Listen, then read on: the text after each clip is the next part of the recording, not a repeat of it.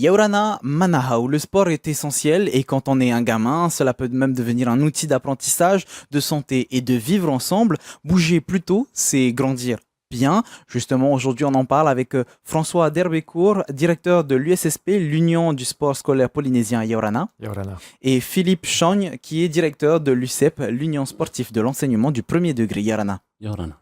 Pourquoi et comment développer la pratique du sport à l'école au service des élèves du Fénois? C'est notre sujet du jour dans Manava, votre émission Info Service.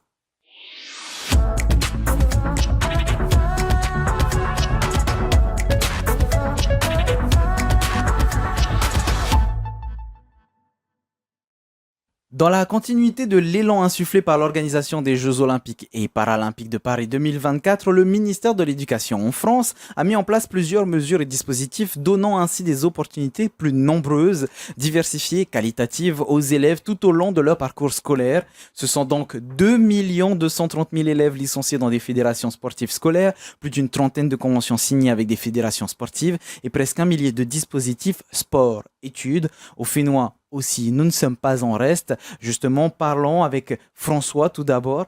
Les missions principales de l'USSP pour le développement du sport scolaire en Polynésie française. Parle-nous un petit peu de cet organisme, s'il te plaît. Alors, l'Union du sport scolaire polynésien a pour vocation d'organiser des rencontres entre les établissements du second degré, donc les collèges, les lycées, à la fois des établissements publics et privés de toute la Polynésie française.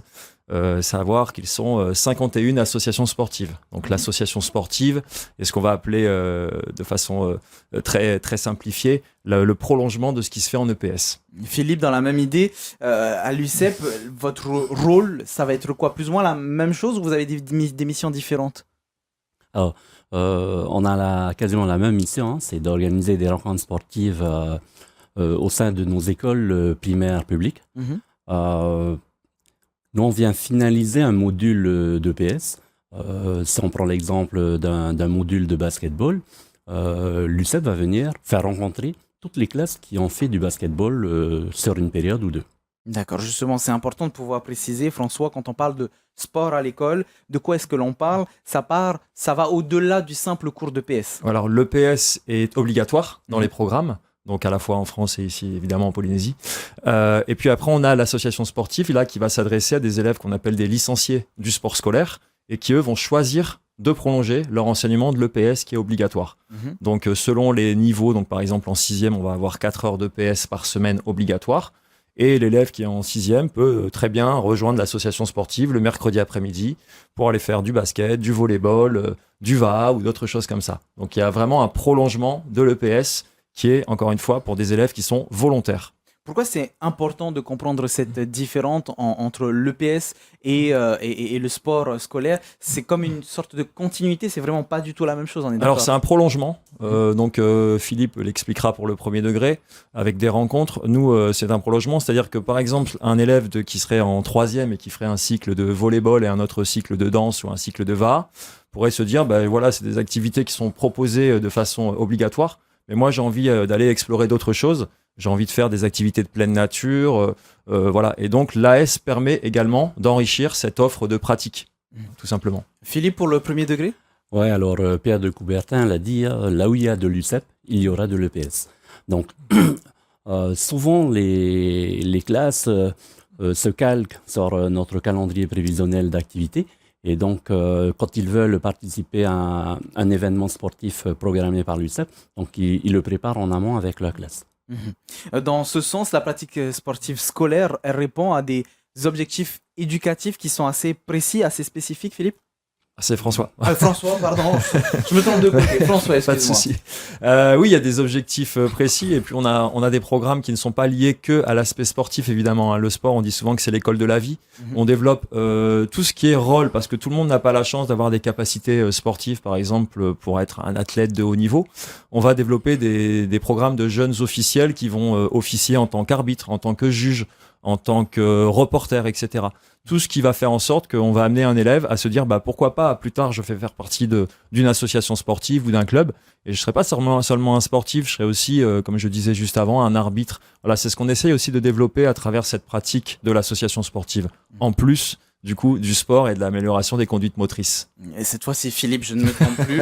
Le sport scolaire, c'est aussi essentiel dans le parcours global de l'élève, que ce soit du collège, dans l'école en général, jusqu'au lycée, voire plus loin. Ouais, effectivement, on parle beaucoup de fondamentaux et quand on définit les fondamentaux, souvent on entend maths, français, mais on oublie souvent le vivre ensemble et seul l'EPS et le sport scolaire développent réellement le vivre ensemble. Et donc, dans nos écoles, on développe énormément les rôles sociaux. Donc, comme François l'a dit, certains élèves ne sont pas tous compétiteurs. Et donc, on développe plusieurs rôles sociaux à travers l'arbitrage. Il y a la brigade verte qui va gérer l'éducation à l'environnement. Donc, tout autour de nos rencontres sportives, on fait participer le maximum d'élèves. C'est important ce que vient de dire Philippe. François, on a l'impression quand on parle de sport à l'école qu'obligatoirement on va parler physique, mais au contraire, il y a plein d'autres valeurs qui peuvent être véhiculées justement par les pratiques physiques à l'école. Souvent, alors Philippe a commencé à citer Pierre de Coubertin. Je vais juste dire qu'on travaille tous pour avoir un esprit sain dans un corps sain. Et c'est l'objectif. C'est-à-dire qu'on va former un citoyen qui va être lucide, autonome, éclairé sur ses pratiques sportives. Lorsqu'il va aller voir un match de football, il faut qu'il connaisse le règlement, il va pouvoir le faire s'il l'a vécu par exemple lors de sa pratique. Donc on est vraiment sur des objectifs à plus long terme. On dit aussi souvent qu'on va travailler dans le cours de PS ou dans l'association sportive ici et maintenant pour ailleurs et plus tard. En fait, et c'est tout ça qui va nous servir justement à améliorer la santé mentale. On parle beaucoup de santé mentale en ce moment. On parle beaucoup aussi, je pense que c'est peut-être quelque chose d'important, on pourra revenir dessus, sur les réseaux, sur les écrans. Et donc nous, on a encore la chance de travailler dans l'activité sportive, loin de ces choses-là, avec juste le corps en fait, qui va permettre de s'exprimer d'une certaine façon. Donc, il y a vraiment un lien entre la pratique sportive et la confiance en soi chez les élèves. Je pense qu'il est évident à la fois chez les élèves et même chez les adultes, même chez les parents. Et je pense que le fait de pratiquer le sport d'une certaine façon, parce que si tu fais du sport à outrance, par exemple à haut niveau, c'est pas forcément toujours bon non plus pour la santé mentale. On est plusieurs athlètes ou autres. Quand je dis des athlètes, ça peut être des cyclistes ou autres. D'avoir connu le haut niveau, et on sait aussi qu'il y a des échéances importantes, il y a un travail qui est fait. Donc maintenant on va lier avec des psychologues, on va lier avec une diététicienne, des choses qui n'existaient pas forcément par le passé. Donc il faut le prendre vraiment comme quelque chose de global.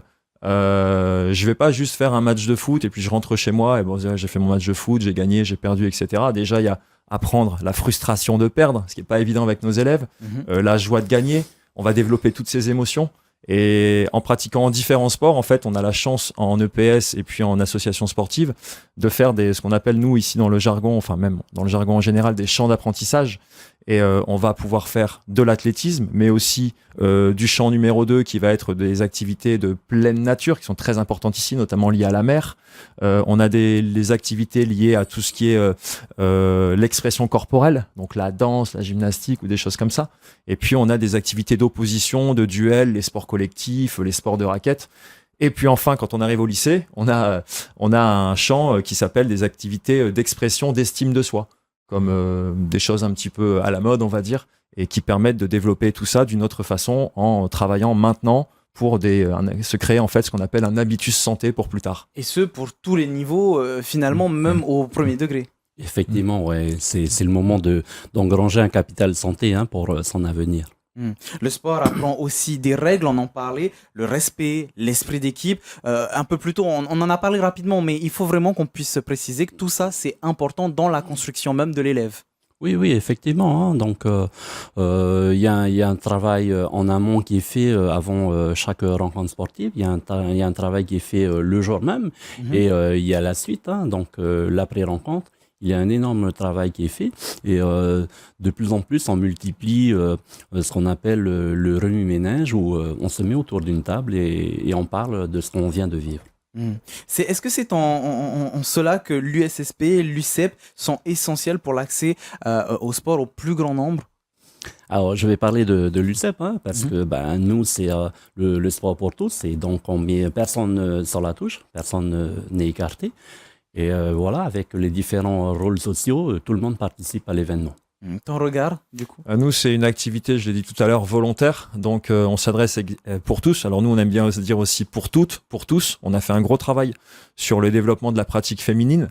Et puis aussi, on y rajoute pour chacune et pour chacun. Et là, je tiens vraiment à préciser aussi qu'on a fait un travail depuis quelques années sur l'inclusion des élèves en situation de handicap, puisque maintenant, on a on considère qu'on n'est plus dans l'intégration comme on appelait avant. C'est-à-dire qu'on est vraiment dans de l'inclusion. On a des événements sportifs où les élèves en situation de handicap sont avec nous.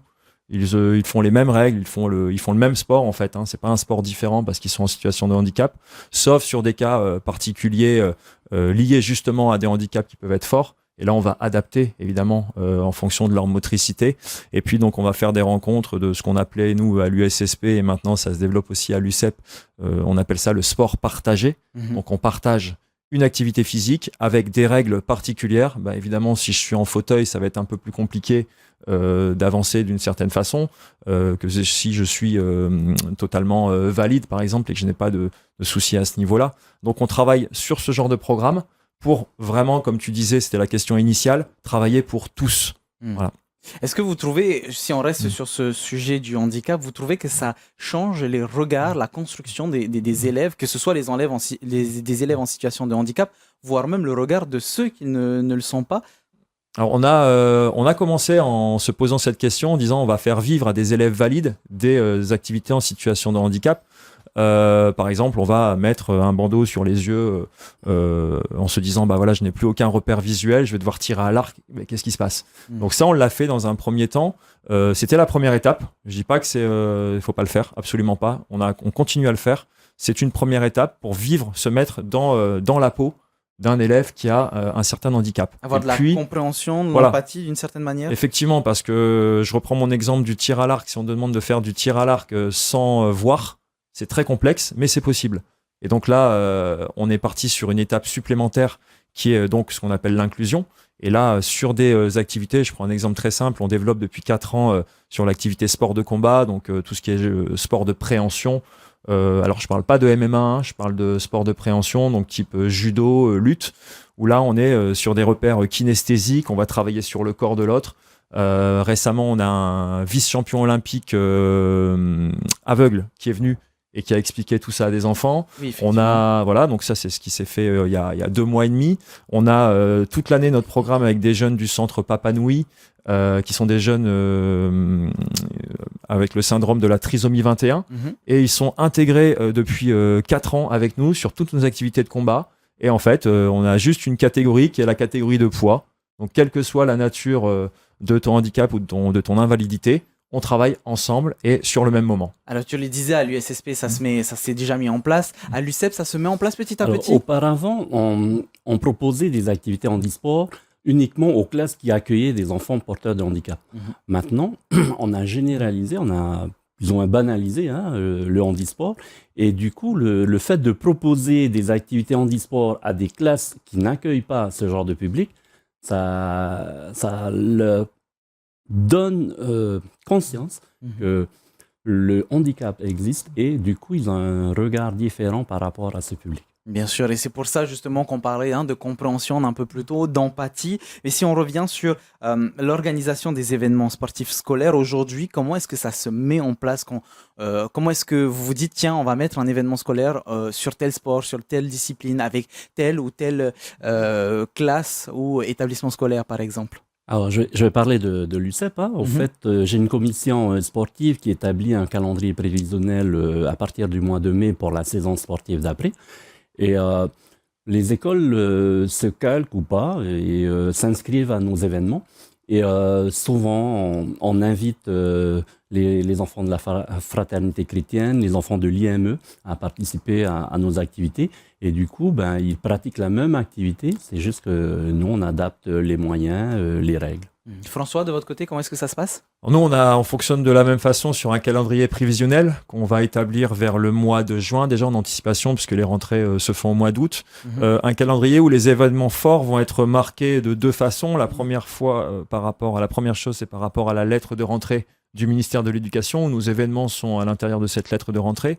Je pense par exemple à des jeux, on organise des jeux scolaires pour différents archipels, on n'est pas que sur Tahiti et Moorea. Il me semble que récemment, début du mois de février, il y avait Tuamotu Gambier, si je ne me C'est trompe ça, pas. les Tuamotu Gambier, là, les 4 établissements des Tuamotu Gambier, donc collège public de Ho, Makemo, Rangiroa et le collège privé Saint-Raphaël de Rikitea, qui se sont rencontrés sur Tahiti et sur Moorea, pour découvrir aussi les infrastructures dans la continuité du travail qui a été fait sur les Jeux Olympiques, on en parlait tout à l'heure en introduction, et puis pour découvrir aussi peut-être que seront les sites des Jeux du Pacifique 2027. Donc nous, une fois qu'on a ce calendrier qui est mis en place, on a des grands événements aussi qui sont un peu différents, qui sont aussi des grands événements du pays comme la Aimeo Race, une course que l'USSP organise tous les ans. Ça consiste à réunir 600 élèves qui vont faire le tour de Moorea en pirogue, en Va'a, sur un événement qui est de grande ampleur sur 2 jours, avec notamment la première journée des élèves en para-Va'a qui sont là. Et puis, on a aussi des événements comme le cross, et là, on travaille de concert avec l'UCEP, la CSSU. C'est-à-dire qu'on va inviter également les élèves du premier degré, mais aussi les élèves du CJA, une particularité de la Polynésie, et les élèves de l'université, qui sont tous regroupés au sein de la CSSU, donc la Confédération du sport scolaire qui nous unit et qui nous fédère. Transition parfaite, tu nous as parlé de Va'a. Philippe, ça veut dire qu'on s'adapte aussi aux réalités locales finalement. Bon, difficile de faire du Va'a dans la Creuse, mais ici, en l'occurrence à Tahiti, c'est important de pouvoir adapter le sport à ce que les jeunes veulent avoir justement. Oui, c'est le sport national hein, chez nous. Donc, même au premier degré, on a une course phare hein, qui s'appelle la Heiva Tamahoe. Et donc, pour nos écoles, afin pour pouvoir participer à cette Heiva Tamahoe, je sillonne un peu nos archipels pour aller organiser des petites sélectives. Hein. Donc, et voilà, il y en a au Raromatei, à Tubuai et aux Marquises. Qu'est-ce que ça apporte finalement ce genre de compétition pour les jeunes? On va rester avec toi pour l'instant. Alors, chez nous, c'est vraiment le vivre ensemble, le partage et la collaboration hein, entre les différentes équipes. Je n'aime pas trop le mot compétition, donc on est encore dans le premier degré. C'est juste faire rencontrer nos différentes écoles et tout. C'est peut-être une différence entre les deux niveaux, c'est une question. Alors, hein, François, est-ce que de ce côté, il n'y a pas trop de compétition parce que c'est avant tout le vivre ensemble pour les jeunes, mais qu'au fur et à mesure, on développe un peu plus cet esprit de compétition pour aller encore plus loin peut-être? Oui, carrément. En fait, là, sur la MEO, clairement, si tu n'es pas prêt, tu ne peux pas participer à la MEO, tu ne peux pas te permettre de faire 42 km en Va'a si tu n'as pas un petit peu une idée de compétition derrière. D'autant que c'est une course qui est internationale maintenant. L'année dernière, on a accueilli des équipes de Hawaï.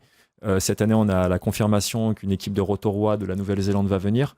Et nos jeunes du Fénois aiment bien aussi montrer que c'est bien eux les plus forts en Va'a sur cette activité particulière. Mais oui, il y a la compétition qui est importante. Ce n'est pas que, on l'a dit tout à l'heure, à l'USSP, on a un calendrier qui est riche. On a des activités compétitives et des activités non compétitives. Mais en tout cas, notre vision du Va'a sur cet événement précis est bien une idée de compétition. Et là, on nous parle finalement de liens hein, entre nos cousins du Pacifique, par exemple. Est-ce que c'est aussi le rôle du sport créer du lien, non pas que auprès des jeunes ici sur Tahiti, mais aussi dans les îles, Raiatea, Bora Bora, les îles Marquises, Tuamotu, Gambier, etc., mais aussi au-delà de la Polynésie française, même dans le Pacifique en général? Alors, le Pacifique, c'est un objectif hein, de notre confédération, mais au niveau de la Polynésie, ouais, on n'oublie personne. Hein, et donc, c'est mon rôle de sillonner tous nos archipels et de proposer des activités à tous nos licenciés. Ouais. Comment est-ce qu'on fait parce qu'il faut quand même se le rappeler, hein, Polynésie française, c'est aussi grand que l'Europe. Comment est-ce qu'on fait pour essayer d'aller chercher toutes ces personnes et créer ce lien malgré toute cette distance? Alors, il faut remercier notre ministère hein, qui nous subventionne bien. Et donc, ça nous permet d'avoir les moyens de passer dans les différents archipels. Et au fait, je pense que ce sont nos référents sur place qui sont engagés et qui nous accompagnent vraiment. François, je te voyais réagir, une réaction peut-être sur ce lien. On a un maillage en fait, effectivement on est suivi au niveau du ministère parce qu'on est sous tutelle du ministère de l'Éducation, hein, c'est quelque chose qui est obligatoire, le PS et l'AS. En fait un professeur de PS, de formation, je suis professeur de PS, on a un certain nombre d'heures de cours face aux élèves qu'on appelle l'EPS et un quota de 3 heures obligatoires par semaine pour faire l'association sportive. Et à l'USSP, on a créé un maillage à travers ce qu'on a appelé des districts.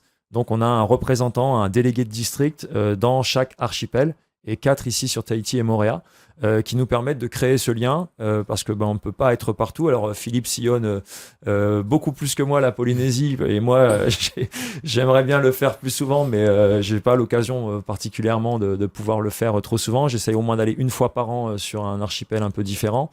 Cette année par exemple je serai à Hivaoa rejoindre pour les Jeux scolaires des Marquises, et ce maillage nous permet d'être certain que la parole entre guillemets qu'on développe ici, et tout ce qu'on veut sortir en termes de compétences, etc., ça soit bien dispersé sur l'ensemble d'un territoire, comme tu disais, qui est aussi vaste que l'Europe. Et c'est pas simple. Justement, le sport à l'école, c'est pas un luxe, au contraire, c'est un pilier de l'éducation, de la santé, du bien-être des élèves, de leur sociabilité, et ça leur donne des outils essentiels pour grandir, apprendre et s'épanouir. Justement, pour terminer, quoi de mieux que d'avoir une élève qui est engagée dans une association sportive de volleyball. Elle nous parle de son parcours, c'est tout de suite en images. Yorana, je m'appelle Kewani Tamutefato et je suis ici pour parler de mon parcours sur le volleyball. Alors, le volleyball, je l'ai commencé en 6e à l'AS. Puis, quand je suis entrée au lycée, j'ai intégré la section du lycée Diadème. Et grâce à la section, ça m'a poussé à vouloir entrer en club. Moi, ce qui me plaît le plus dans le volleyball, c'est taper le ballon. C'est l'attaque. Le volleyball, c'est quand même quelque chose qui m'aide à décompresser. Et c'est un sport que j'aime beaucoup. Alors, je compte très bien rester à la section Diadème et peut-être plus tard, j'irai en club après mes études.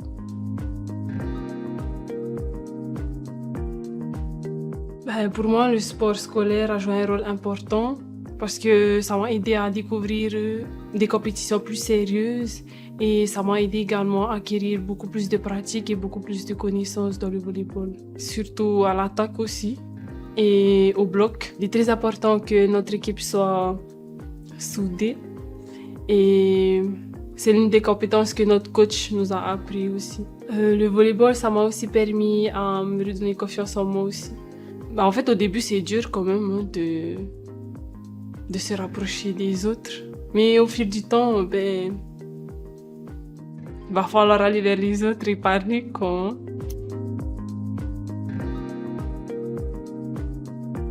Je vous encourage à tous de pouvoir faire un sport que vous aimez et de continuer dans ce sport et d'aller en compétition aussi, parce que grâce au volleyball, j'ai pu voyager et ça m'a permis aussi également de travailler sur moi-même, sur mon endurance et sur ma santé mentale aussi. Et puis comme d'habitude, on termine avec les sites internet pour vous aider et on va commencer avec celui-là. Education.gouv.fr, développer la pratique du sport à l'école, puisque sur le site du gouvernement français, il y a des chiffres clés sur le sport scolaire avec des sujets annexes comme l'installation des apprentissages sportifs prioritaires et des questions importantes. Comment inciter à une activité physique quotidienne pour vos enfants? En quoi consiste le déploiement du label Génération 2030? Le sport dans les cités éducatives et les grands rendez-vous du sport scolaire. Vous l'aurez deviné, il s'agit surtout d'informations liées à la France, mais on va revenir sur Tahiti.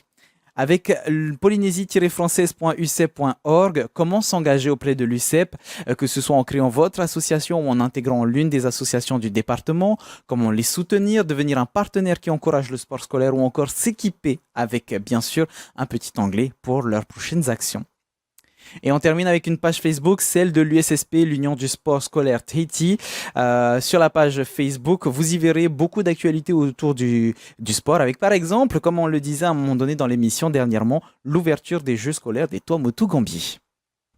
Justement, François, on va terminer avec une dernière question, à savoir les Jeux du Pacifique vont arriver en 2027. C'est un petit peu la continuité de l'engagement des jeunes auprès dans le sport polynésien. Oui, c'est un élément structurant pour nous, puisqu'on avait travaillé autour des Jeux Olympiques avec ce qu'on avait appelé la Génération 2024, qui avait été un très très fort, aussi bien dans le premier degré que dans le second degré. Et là, on tisse les liens avec les comités d'organisation des Jeux, avec les différentes fédérations qui ont été sélectionnées pour faire ces Jeux, et en espérant que nos élèves qui sont issus de nos associations sportives, puissent faire partie intégrante de ces Jeux, que ce soit en tant que volleyeur, athlète ou autre. On sait qu'il y en a qui seront sélectionnés parce que c'est vraiment des talents purs ici en Polynésie. Et puis aussi, notamment sur les jeunes reporters ou sur les jeunes arbitres. En tout cas, c'est notre souhait. Philippe, on se doute bien que tous les événements sont très importants, mais celui-là en particulier, les Jeux du Pacifique, c'est quelque chose à vraiment mettre en avant, en valeur auprès des jeunes. Oui, et j'invite toutes nos écoles à participer à notre projet CAP 2027. C'est là-dessus qu'on va pouvoir terminer notre émission. Merci beaucoup, Philippe, François, d'avoir participé à notre émission. Merci. Merci à vous de l'avoir suivi. On se retrouve très bientôt pour une nouvelle émission Manava. En attendant, bonne soirée sur TNTV à 18h. Votre VATT, Maururu Itotato Farerira Trahoma Parhena.